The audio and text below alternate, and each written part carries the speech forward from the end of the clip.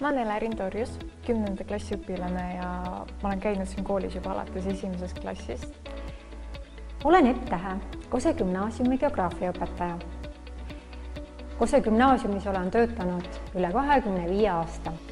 Mina olen Rein Tint ja ma olen Kose praeguse gümnaasiumi vilistlane. Mina olen Rasmus Talv, ma käin Kose gümnaasiumi 11. A-klassis ning ma olen kõik 11 aastat Kose gümnaasiumis käinud. Mina olen Mimmi Kruusing, ma olen Kose gümnaasiumi vilistlane. Tere, minu nimi on Risto Merdenson. Ma lõpetasin Kose gümnaasiumi 2019. aastal.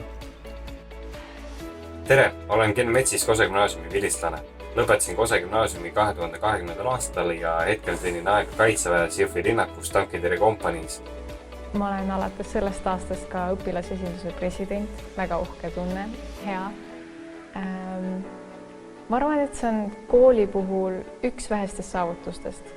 Lisaks sellele muidugi olen väga tubli ja viieline, lennuparim ja blablabla, aga ma arvan, et kõige parem saavutus, millele on paljuski kool kaasa aidanud, on see, et ma olen vaimselt väga kaugele jõudnud. Ma tegelen väga palju enesearenguga ja ma arvan, et see keskkond, mille kool on loonud, on sellele väga palju kaasa aidanud, sest siin on mõnusad inimesed, mõnusad õpetajad, kõigiga saab olla sõber, kõik kuulavad.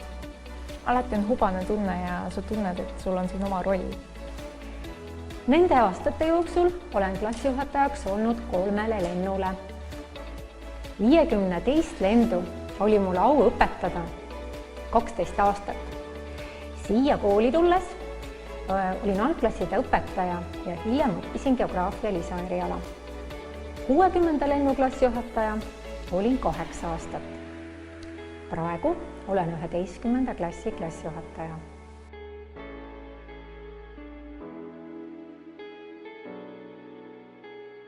Ja minu vilistlase lennunumber on 11, nii et mina käisin Kose kooli 1. gümnaasiumit kevadel tervitamas, kui nad lõpetasid. Ma olen kõik 11 aastat Kose gümnaasiumis käinud. Kõige suurem saavutus, mis ma sellel ajal olen saavutanud, on see, et ma olen oma robootikavõistkonnaga saanud käia väljaspool kooli võistlemas ja sealt hästi palju tunnustust saanud.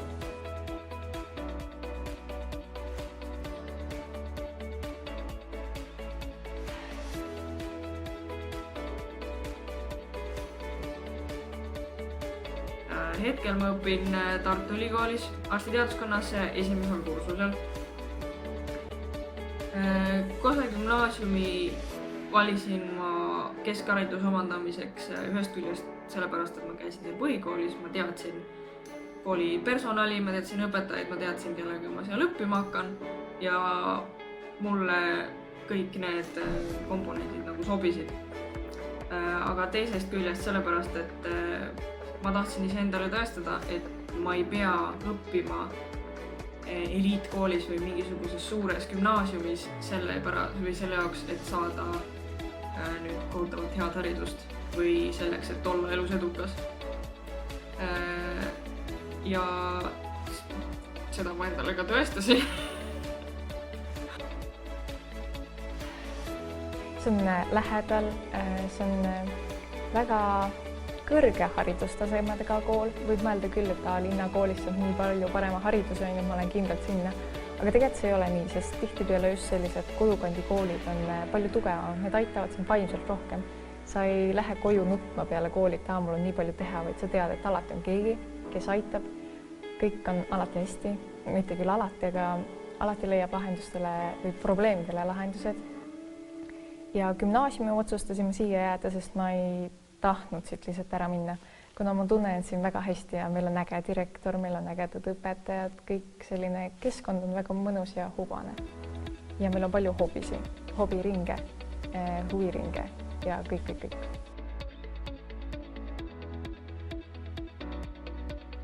Meie koolis saab varsti töötama ka teraapiakoer ja kui teie olete siia asunud õppima ja tunnete, et kuidas teil on kohe liiga palju õppida ja üldse meelt ei ole ja tahate ennast maandada, siis on võimalus suhelda vahetunni ajal ka Sofiga, sest Sofi õpib praegu teraapiakoeraks. Nii et tere tulemast meie kooli 10. klassi, olete kõik oodatud. Meie kooli väärtus on see, et me tunneme kõiki.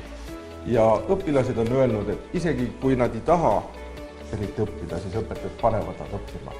Nii et tulge meile ja tagame, et teile meeldib õppimine. Milline võiks näha meie kool 5 aasta pärast? Ma arvan, et meie koolis kasutatakse rohkem projektõpet ja kaasaegseid õppemeetodeid, kus õpilased ise saaksid rohkem osaleda õpiprotsessis.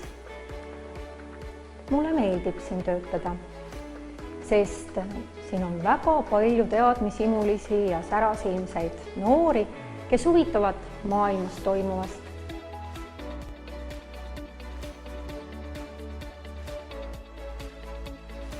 Gümnasist peaks olema ambitsioonikas või siis vähemalt lihtsalt teadma, miks ta midagi teeb. Miks ta käib koolis, miks ma õpin seda või üldsegi alati peab elus teadma miksidele vastust. Ja ma arvan, et Kose gümnaasiumi õpilane peaks olema salliv, sest kui me oleme sallivad, on palju lihtsam kõigil siin hakkama saada ja kõik tunnevad ennast mugavamalt. Ja samuti gümnasist peaks olema mõistev. Me võistame alati, kui kellelgi on mõned probleemid ja vahel juhtub ka nii, et õpetajal on halvasti. Seda me peame mõistma alati kõike, mis meie ümber toimub, sest kõik ei peagi hästi olema.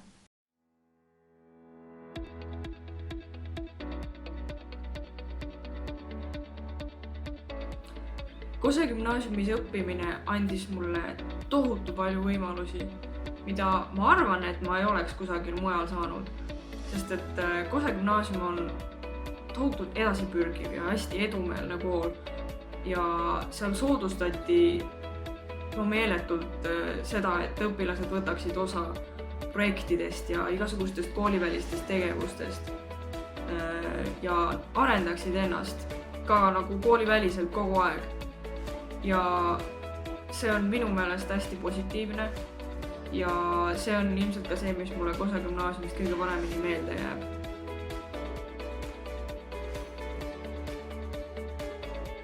Siin on lihtsalt äge, sa leiad alati midagi, mida teha.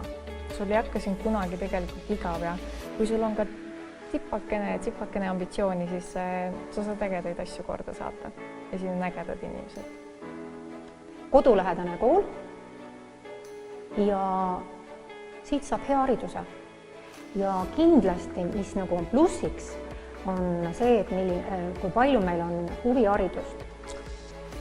Kui keegi tahaks meile tulla, siis ma soovitaksin kõigepealt mõelda järele, millist tegevusala ta tulevikus tahab teha.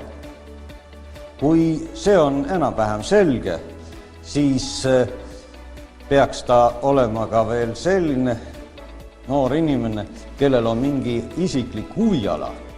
Ükskõik, kas see on muusika, laulmine, pillimäng või midagi sellist. Või on ta hea maalija. Ja meie koolis on väga head võimalused tegeleda spordiga. Nii et ma soovitaksin, et nad tõepoolest mõtleksid selle üle, et see on paik, kus saab väga mitmekülgselt ennast harida. Ja veel soovitaksin mõelda selle peale, et õppimine gümnaasiumis, Kose gümnaasiumis tähendab ka teiste gümnasistidega head läbisaamist ja koos tegutsemist.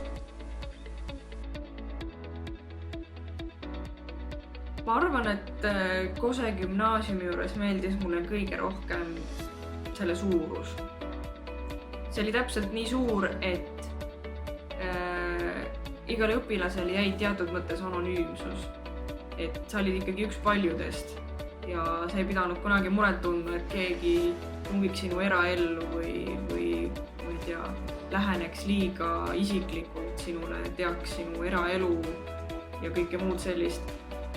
aga samas ta oli ikkagi piisavalt väike, et kõigil õpetajatel jäi aega iga õpilasega tegeleda ja näha neid kui eraldiseisvaid isikuid, kellel olid oma tugevused ja omad nõrkused ja kõik õpetajad ikkagi tegelesid nendega piisavalt, et iga õpilane areneks just nii, nagu talle on kõige sobivam ja talle on kõige mugavam.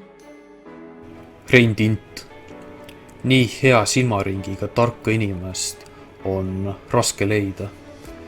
Ma sooviksin isegi nii väärikas eas nii kõbus olla kui tema. Teisalt mulle meeldis Kosel juhtkonna ja õpetajate toetav suhtumine õpilaste pealehakkamisse. Võimalus ja vajadus rakendada fantaasiat, mõistust, koguda laiemalt reaalseks eluks vajalikke kogemusi ei ole võimalus igas koolis. Sellist keskkonda ja seda kujundavaid inimesi tuleb väärtustada. Kose gümnaasiumi valisin ma eelkõige sellepärast, õigemini valisid mu vanemad sellepärast, et see on Kose valla kõige suurem kool ja kuna ma juba väiksest poisist peale siin Kosel elanud olen, siis see tundus ainuke õige variant. Kose gümnaasiumis on väga palju võimalusi osaleda erinevates projektides. Näiteks mina olen osalenud sellises projektis nagu Euroskoola, kus me pidime tegema ühe video Viikingi ajast ja tänu sellele projektile saime me 4-päevase reisi Europarlamenti Strasbourgi. Nii et Kose gümnaasium loob väga palju võimalusi erinevates projektides osalemiseks. Sisseastujale ma kindlasti soovitaksin tunda huvi erinevate ainete ja võimaluste vastu, mida Kosel pakutakse. Koolielu ei pea piirduma ainult tunnis õppimise ja koduga. Näidake initsiatiivi, küsige, suhelge juhtkonna õpetajatega ning see võib teile seni teadmata uksi avada. Pidage seda meeles, Kosel küsija suu pühta ei lööda. Ja kasutage seda võimalust veel oma nooruse viimaseid aastaid elada. Nii et kui oled aktiivne ja tunned, et tahad saavutada elus midagi, siis Kose gümnaasium on võrdväärne eliitkoolidele selle saavutamiseks.